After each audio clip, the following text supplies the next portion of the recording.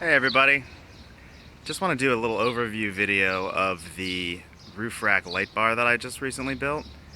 This is what I've been working on outside of the Mopar mansion because there was a camping trip I needed to go on. Well, wanted to.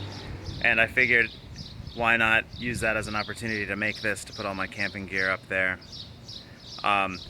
When the Mopar mansion is finished, this is going to be where we'll put things like extra oil, extra gasoline, dirty boots, stuff that we don't really want inside our little house, smelling it up or leaking or whatnot. So this is what it looks like. It's about 45 inches by 27 inches. It's made out of 60 thousandths thick, half-inch electrical metal conduit. So that was kind of a pain, but I chose it because it was really inexpensive.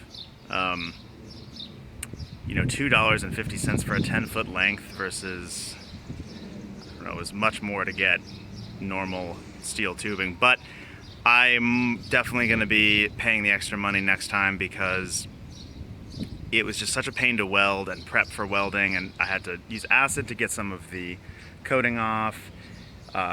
It stunk up. It was just not very nice, and but it worked out. I got a nice piece of expanded steel as a grate and used some steel brackets to mount the light. And underneath here, which is pretty hard to see, I guess, there's a little steel bracket, and these are vibration mounts I got off a McMaster car. I think each one's rated for 70 pounds. This thing's pretty solid. I mean, I can rock the whole truck by yanking on it. And then on the front I have not sure how many this is, 60? I think it's 60 lights. I don't know, I'm not going to count it right now in the video.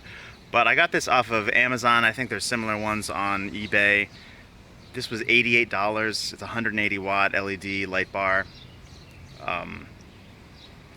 Really puts out a ton of light. The only thing that I'm not super into is that I believe the light bounces off the top of the reflectors and washes the hood here in light. So I might add a little mirror below it down the road so that it pushes more of the light forward, because I'd rather have the road lit up and the rest of the car dark than see what my hood looks like. So this light bar, I rewired the cable to hook up to an old Project's power cable. It's just a anti-abrasion sheath with a glue-covered heat shrink attached to a military spec connector there, just for the two wires. I used that because I had one. I think it looks pretty cool, and more importantly, it is weatherproof, so I can pass it through without getting water. Probably still need to add a little more silicone underneath to really ensure that it's waterproof, but it's great because if I really need to, I can pull the light bar off, maybe long-term storage, don't want to get messed with. All this can be easily removed. So going inside here,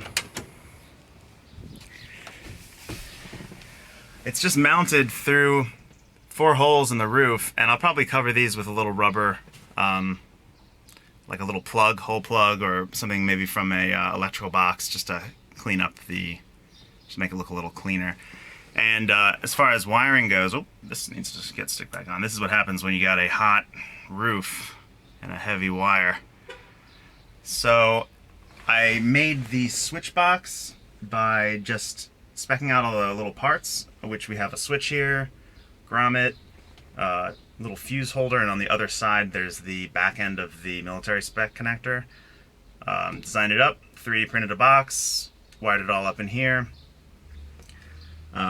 This wire just runs down from underneath, right there. It's a appliance cable, 10 gauge, I believe. 14 gauge. Plenty sized for the 180 watt circuit. It runs up here to the switch box, and then I have just a 20 amp normal looking glass fuse and the switch on and off. So I'll turn it on here. It's not going to be too bright during the day, but I mean, yeah, it's still pretty bright. Like I'm looking at it in the bright sun here. The sun is shining in my face, and I'm still seeing like yellow dots. And it'll light up every road sign for miles. So I'll just turn it off here for you. So yeah, I'm pretty proud of this. It worked out really well. It took a little longer than I wanted. I don't know if I include my time spent on it, if it was cost effective versus buying one, but I couldn't find one this short. Most of them are for SUVs or Jeeps or something, and they're much longer. And also the tubing on some of the ones you can buy are much bigger. And what's great about this is my standard plastic ended bungee cords just go right over this, and I can bungee down any all sorts of cargo on top. So yeah, if you like this or have any questions about the build process, please add a comment. Look below for a link to the build thread, which has all the step-by-step build instructions and plans. Even if you could probably make your own from all the details there. So thanks for watching.